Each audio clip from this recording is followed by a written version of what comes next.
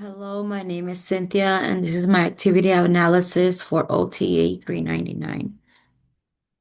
My activity analysis is based on my client, Moises Alcaraz. He is a male, the age of 28. His interests are spending time with family. Moises enjoys dancing and he loves his alone time. His medical history is that he suffers from left sciatica pain.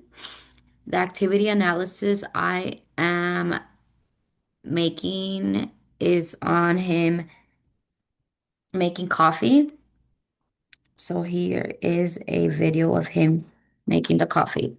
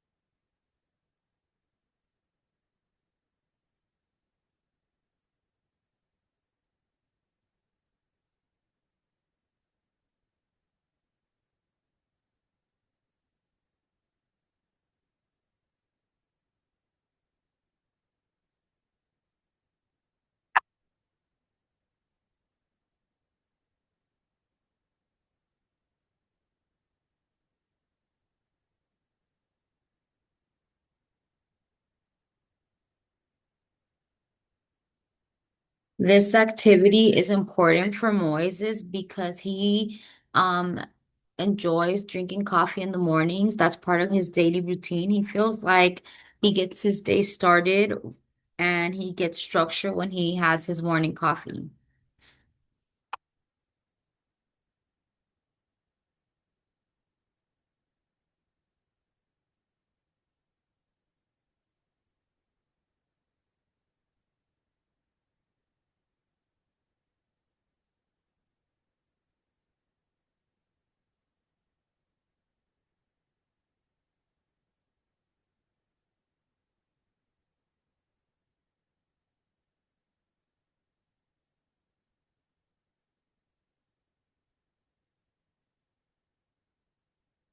Actions of this ADLs consist of opening the refrigerator, grabbing the jar of water from the fridge, walking to the stove from the fridge. He sets down the jar on the counter. He bends down to the lower cabinet to get a small pot. He places the pan on the stove. He pours the water into the pot. He turns the knob of the stove. He waits for the water to heat. He reaches for the upper cabinet to grab the mug, places the mug down, grabs the pan with the hot water, pours the hot water into the mug, reaches to the upper cabinet, grabs the coffee and the sugar, reaches for a spoon, gets 2 spoons full of coffee, places the coffee in the mug, gets the sugar, places the sugar in the mug, then he stirs it all together. That's what the actions of this ADL consist of. The objectives are the refrigerator, the jar, the stove, the pan, the mug, the spoon. Properties are for the refrigerator, it's the heavy doors. The jar is heavy because it has water. The stove um is also a property. He needs it to make the coffee. The pan and the mug as well. Space demands. The space demands is he's working in the kitchen and he needs to be cautious of the hot water, so he needs to make sure he has enough space not to bump the hot pad on anything. Social demands. He does not have any social demands unless he's making copy for someone else. Body functions. And body functions. And he needs to be conscious. He needs to be awake because if not, he can get burnt with the hot water. He needs to be oriented, knowing his surroundings, being able to distinguish what is where. His attention. He needs to have good attention because he needs to know when the water's boiling. Sequencing, what goes first? Cognitive, the planning and to organize, like I said, what comes first and what needs to be done so the coffee can get done. Neuromuscular and movement functions. He uses joint mobility, joint stability, muscle strength when lifting the water pitcher, fine motor skills and control when grasping the spoon, grasping the pitcher, gait patterns, so he's able to walk. The joint mobility, reaching the items. Joint stability, being able to maintain while serving the water into the pan. Body structures. He needs to have good nervous system, for sequencing, his nervous system for the spinal cord for his stance, eyes for visual so he can see, ears for detecting the water boiling, upper extremity, shoulders, forearms, and for the hand, he's using that throughout the whole activity analysis. Lower extremity for the legs, for his standing, for his walking. Respiratory, it's a must because, well, for everything we need to be breathing. Cardiovascular as well because we need our heart to be beating. The heart vessels need to be pumping the blood so we can be alive.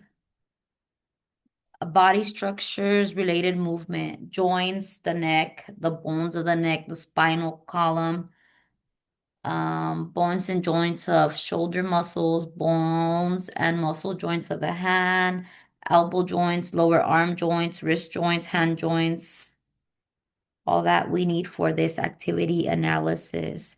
Joints and range of motion. For shoulder, we used a shoulder flexion, abduction, internal rotation, external rotation.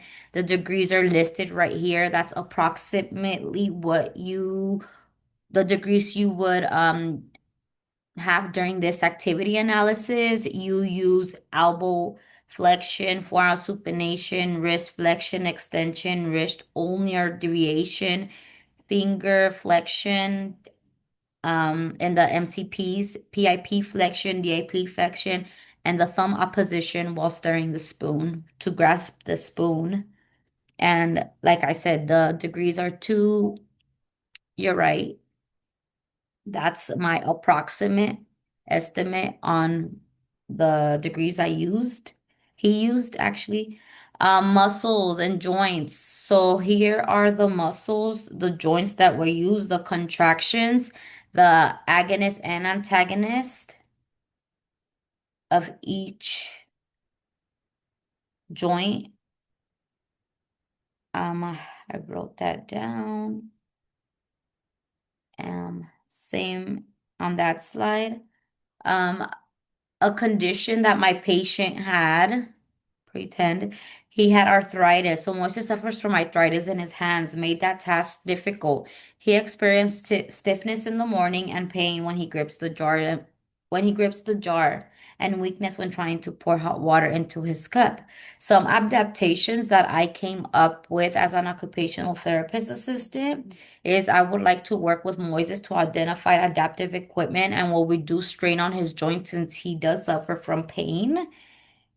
Instead of using a pan with boiling water, Moises would begin using an electric kettle, an easy grip, lightweight handle to pour safely.